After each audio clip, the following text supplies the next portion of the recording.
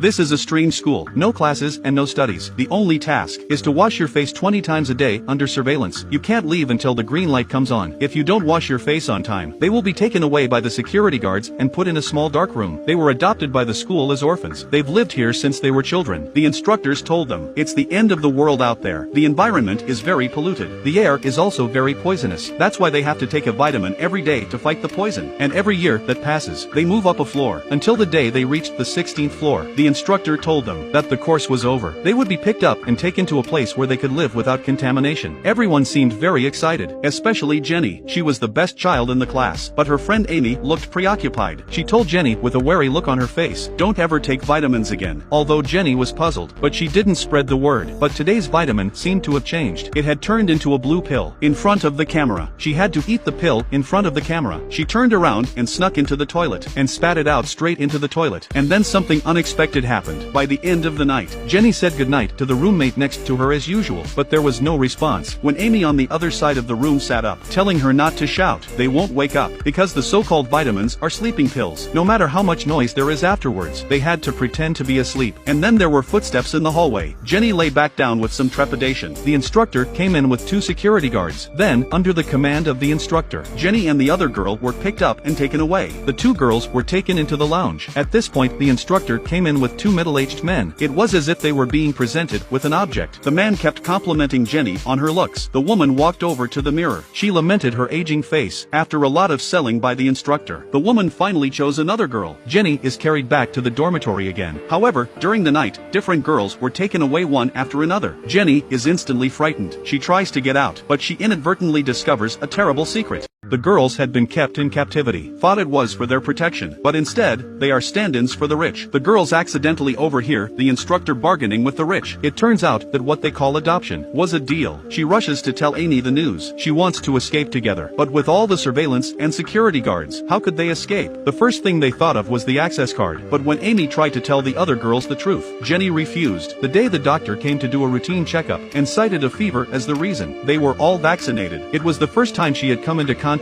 with a doctor who was like a loving father. Jenny felt very warm and fuzzy. Maybe the doctor could help them, but before she could even think about how to ask, a girl suddenly fell to the ground, convulsing all over, and there were terrible bruises all over her arms. When the doctor examined them again, Jenny inadvertently revealed she had seen the instructor working with the security guard. When this was said, the doctor was momentarily stunned. After thinking about it for a while, the doctor asked her if she took her vitamins regularly. Jenny nodded her head in shock, and the doctor changed his usual gentle demeanor after giving her the mandatory vaccination, and then told the instructor about it. And then she was put in a small dark room. Jenny thought that the kind-hearted doctor was the mastermind behind all this. On the other hand, Amy tried to save Jenny. She made a rope out of a bed sheet and pretended to sleep. While the security guard was about to commit an act of misconduct, she jumped on him from behind, strangling him around the neck to get the access card. But just as he was about to save Jenny, the alarm sounded. There was nothing else to do. Amy had no choice but to flee. The instructor then called all the girls together. That Amy had been locked up, and that she had been given a severe punishment, but the access card she had stolen was unaccounted for. The doctor, unable to find her accomplice, decided to make an example of her. She told security to take a random girl to a dark room. If she didn't turn herself in within a day, then all the girls would be punished. To make sure this never happened again, the female instructor personally monitored the pills every day. She also checked to make sure they were hidden under their tongues. Jenny fought through her sleepiness, stabbing her palm with a hairpin to stay awake. After a lot of searching, she eventually found the access card in a crevice at the foot of the bed. She sneaks out and stumbled to the instructor, trying to find out where Amy was, but the instructor was already on guard. She took out an injection and tried to stop Jenny's approach, but Jenny's strong will was the first to attack, before the instructor could react, and gave her a double dose of sleeping pills. She then found the access card in the drawer, and managed to rescue Amy. The two were looking for a way out when they accidentally discovered a bizarre room. There were 3 strange bags. It turns out that the so-called adopted girls had never left this place. They had been turned into corpses. Their skin had been stripped clean from their bodies. It turns out that this is not a sanctuary at all, but an underground base for the rich to stay young, keeping their skin out of the sun for years. They take their pills at the right time and sleep through the day, in order to look their best, and the drugs that are injected, to match the right person with the right person. Amy wanted to tell the girls all about it, but Jenny refused. Against Jenny's advice, she insisted on gathering all the girls, trying to get them out of here. But the girls had been brainwashed for years. The seeds of their minds had been planted deep in their their hearts. In the face of the girls' questions, Amy couldn't resist. That's when Jenny came to them with her instructor. She told them that there's no such thing as adoption. We're just a bunch of lambs to be slaughtered. As she did so, she lifted the instructor's hair, revealing the stitches. The crowd was now convinced of this terrible truth. They then put the woman in a small dark room. The group made their way to the top floor. A desperate girl pushed open the door, but the alarm suddenly sounded. The crowd was so frightened that they fled. The security guards were in pursuit. Jenny and the two of them take advantage of the chaos and hide in the warehouse. Then the doctor came after them. He continued to compel Jenny and said that her face was the most beautiful and that it was the most valuable. He'd waited 16 years for that face. Jenny knew that the doctor cared about this face, so she picked up the scalpel. She slashed at her own face. She wanted to destroy the doctor's dream with her own hands. The doctor was then taken away by security. It turns out there's someone else in charge, until the door to the warehouse slammed open again. The sun shone warmly on their faces, and they were finally rescued. After 16 years of not seeing the sunlight, at this moment they were finally given a new lease of life. They had been trapped here since they were children, without seeing the sun or the sky. They don't know the world outside. Every day they obey and obey again, but the moment they tried to escape, they were truly themselves.